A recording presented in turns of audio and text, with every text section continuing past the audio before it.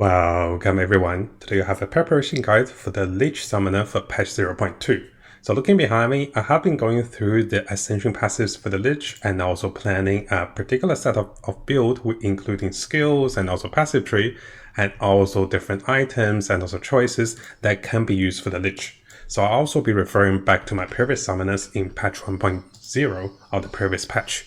So how this video works is we'll go through a number of different setups, including the league starter I have planned for myself, including the mana stacking Lich and also the final version of Lich which I plan to try out in patch 0.2. And I'll go through those setups with you guys, including gear choices and also the idea behind it.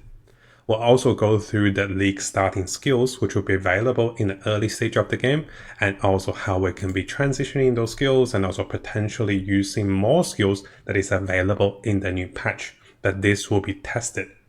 Finally, we'll go through some of the potential of very powerful summoning gems that can still give us tons of spirit and also even more spirit, because compared to the Infernal list, which has a lot of spirit, the Lich won't be getting that much spirit.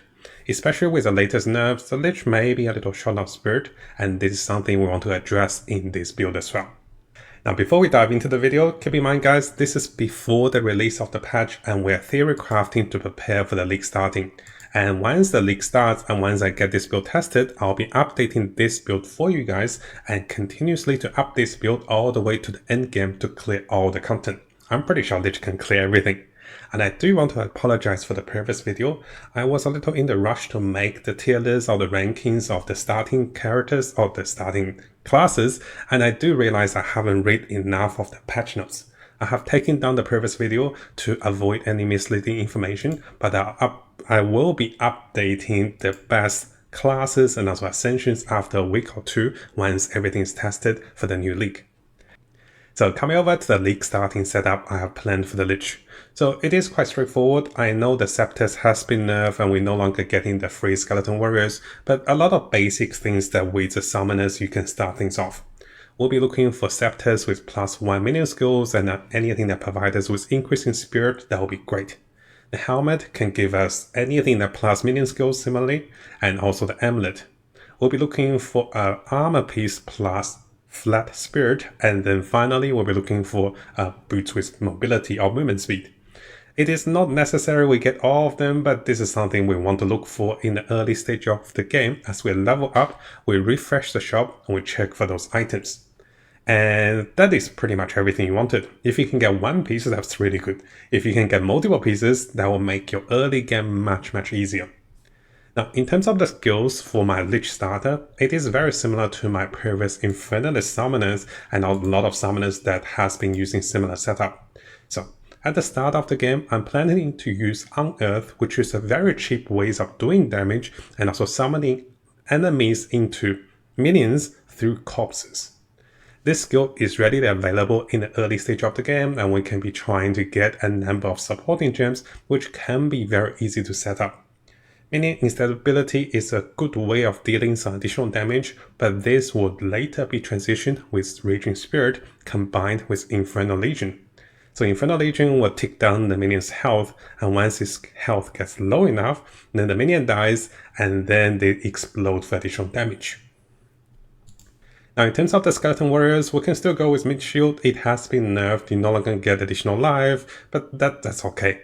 We're not really doing corpse explosion, right? And you can go with Elemental Army if you want for the Skeleton Warriors, but those are not essential. You want to get the most damage with your minions first and then build on defense. And we do have lots of defense with the skill passive. So Skeleton Warriors, I plan to have 1 or 2 of them, pretty much just to tank up for my minions, and most of the minions and also spirit will be used for the Skeleton Snipers. It is possible to use the Skeleton Arsoners as well, but the Skeleton Snipers cost the lowest amount of spirit, and also they deal pretty sizable damage, especially combined with active spells that also explode. The poison gas explode with Ignite. We can go with Fire Infusion, we can go with Martial Tempo, we can also go with Scatter Shot. If you're facing bosses, you might want to take away Scatter Shot. We'll be infusing our minions with Flame Wall, and Flame Wall can also be combined with Arcane Temple for a faster casting. In terms of Raging Spirit, it has been massively nerfed, so we're looking at the pre-nerfed stats over here. So pretty much you're getting 2 Raging Spirit per summon, and they do have 1 extra second of duration. The good thing of having 1 extra second of duration is that with Infernal Legion, they will tick down to lower life, and this allows you to have more chance of exploding them when they get to lower life. We can also add Feeding Frenzy so they take more damage and also die faster to do more damage. I'm planning to go with a Flame of Fire infused build setup, so Flammability will give us additional curses that will enable us to deal more Flame of Fire damage. The Pain Offering has also been nerfed. Yes, the more damage and also a lot of things has been nerfed, but it is still usable in the early leveling stage, and even to the late game, it is still a massive boost of damage. So here's something that's interesting. I did plan, or I think most players who play Summoners will plan to go with the Summoning Spectres. And you can see the Spectres, the icon, everything's not updated, but this will be adjusted. So what happens with the Spectres? So this is my logic, and I also added 2 more summons or 2 more minions abilities to talk about it. So there are a number of new abilities like Summon Companions and also the Demon Magus. So those will enable us to cast spells automatically through the summon minions, and you can even equip item to the Summon Companion. In terms of the Demon Magus, this one will auto-cast socketed spells in the order of the socketing, but I do not think those are very feasible for the summoning class at this stage unless tested, or unless we get to the late game. And this is simply because they cost 100 reservation. So I added those 2 spells not to get you guys to use them, so keep in mind, I added those spells just to get you guys to see those spells. Now I took it away later in the stage. So at the start, if you happen to have those spells, but you kind of don't want to waste your meta gems, right? But if you happen to have those spells, we can try it out, and I'll be testing those to see what is going to be the best combination for those 2 of the spells. But at the moment, my priorities will focus on Summoning Spectres. So with Summoning Spectres, we'll be reviving monsters and then using the monsters' abilities to enhance the party's damage and also survivability. Different monsters, especially rare monsters, will have different auras and also abilities. So my plan is to not use Spectres to do damage, but rather use Spectres to enhance the rest of my minions, maybe for Raging Spears, maybe for Skeleton Snipers, or any of the minions that is massively summoned. I don't think at this stage the Spectres will be the main source of damage, but rather they will be aura bots for the whole team. And they can provide us with more damage, more attack speed, survivability, etc. We have yet to determine what are the Spectres that does the best job for its ability. So this is an ongoing task for the summoners to be discovered on this particular patch. So that said, any spell that enhances the abilities of the Spectres or the innate health, innate survivability, or even aura radius, that would be great.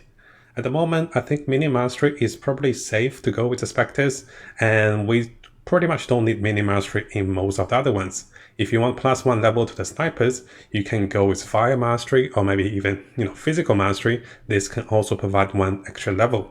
So we can save the Minion Mastery for the Spectres and maybe even more supporting spells to allow them to give us more auras and also more abilities. Now coming over to the skill passive tree. So before we dive into the skill passive tree, keep in mind guys, we haven't had the full release of the Lich passive tree updated yet. So we'll be using what was provided in the live stream and also coming from official information. I did write my plans of the pathing. So let me go through this with you guys, and this will help you guys understand the rest of the setup now that we covered the early game setup. So in terms of my plans, I want to go with Narcotic Conduct, which allows us and also allies to have Unholy Might in their presence as long as we're not on low mana. But we do lose 5% mana per second, which is pretty hefty unless you have a way of sustaining your mana. So mana sustainability is going to be a massive factor for the Lich. During this time, once we have this ability and also having Unholy Might, we'll be doing a lot more bonus damage coming from the minions. And here we can even stack more mana with Blackened Heart to give us additional magnitude of Unholy Might buffs per 100 mana. So stacking mana seems to be the best way to go. During this time, as we come across to Blackened Heart, we can look into Rapture of the Soul, which allows us to have chance of exploding enemy corpses when they're cursed. So you do want to have a way of cursing enemies, and we can even run an automatic aura of automatically cursing enemies with Blasphemy, but that'll cost a lot of spirit. So I may be manually casting my curses, and once they're cursed, they have a chance of exploding as chaos damage. Now finally, I do want to go with the additional socketing of the Jew over here. You can see this is the option for 2, the 2nd Ascension or the 4th Ascension. And having the socketing of the Jew will greatly enhance the stats coming from my Jews. So how would this work? So 100% enhanced stats of the Jews, and again increase mana if you don't have energy shield. So we want to have energy shield. We want to have a way of sustaining mana. How do I want to go with Lich is this. So what I want to do is I want to come over to the second setup with a mana stacker, and the core concept is actually coming from my previous build with season 1. So I am using the Grave Bind. So just to double check, the Grave Bind over here has not been nerfed with its abilities. So here when I did search, keyword search for Grave Bind, the description says enemy must be in your presence to be killed. This particular set of gloves will allow enemies killed in your presence count as your kills. So when your minion kills enemies, they will count as your kills. And why is this important? Is that whenever our minion kill enemies, this will recover 1 to 2% mana as they kill each of the enemies. And stacking those jewels will give us a lot of mana recovery. So in that sense, we can find ways of recouping mana as recouping damage taken as mana as well, for items that's like the Midnight Brand over here, and also even items and also passives that can recoup damage taken as mana. So in that sense, we have a way of sustaining mana using the combination of those unique items and then having those jewels. So the ability of going with socketing the jewel into the Ascension tree means that we can now gain additional 100% more socket juice effect, which means we'll be gaining a lot more ways of recovering mana. Now we're not just socketing one of those juice, we can socket a bunch of those. And you can see in my character, I do have a bunch of those socketed. Recover 2% mana on kill, over here recover 2% mana on kill, and here recover 2% mana on kill. You can easily get over 10 or 15% mana on kill if you use this particular setup correctly, especially using this particular setup using a Lich for 100% more effect. So now that we have ways of recovering mana as the Lich, and then also stacking additional mana recovery, the next thing I want to go through is going to be the passive tree. Now the passive tree is quite straightforward. I'll briefly go through the starting point. You'll be getting additional minion damage. Here you have additional minion revive and also maximum life. More minion maximum life, more revive, a bit of faster revive, and also here a bit of casting, attacking, and also movement speed. You can find more revive over here, and over here you can find more resistance. And over here, what you want to do is you want to come over to the lowered minion reservation for more summons, and then here you can get a lot of good stats for the minions, resistance, damage, and also more damage, and also more life. During this time, you want to find as many mana on kill juice as you can while unlocking the pathing. So once we stack a lot of mana on kill, we then can path over to Mind Over Matter, which allows us to scale both additional mana for resistance or defense with Mind Over Matter, and also scaling maximum mana with Magnitude of Unholy Might. So in that sense, once we have Mind Over Matter, you should have enough mana recovery on kill that you're always topped with mana, because you're losing about 5% mana per second, and this can be quite sizable. Now, during this time, there's also ways of recouping damage as mana. One of the reasons you want to recoup damage as mana is because against the boss, especially the one that doesn't summon, you want a ways of recovering mana. You can recover mana through using mana potions, but additional ways of mana regen and also recouping damage as mana can also stack up. So the second version of the setup is going to focus on more survivability, early game mapping, and also having ways to recoup damage as mana. You can go with additional damage with the Triple Tem over here. Even though this is nerfed to 1 to 2 levels of minion skills, this can still give us some bonus damage. Now, if you shot down Spirit, you can still go with this unique chest, which I do think it was not nerfed in the patch notes. I did look around. Let me know if that's also nerfed. So, for this chest, you can get up to 100 or even higher Spirit if it is corrupted correctly.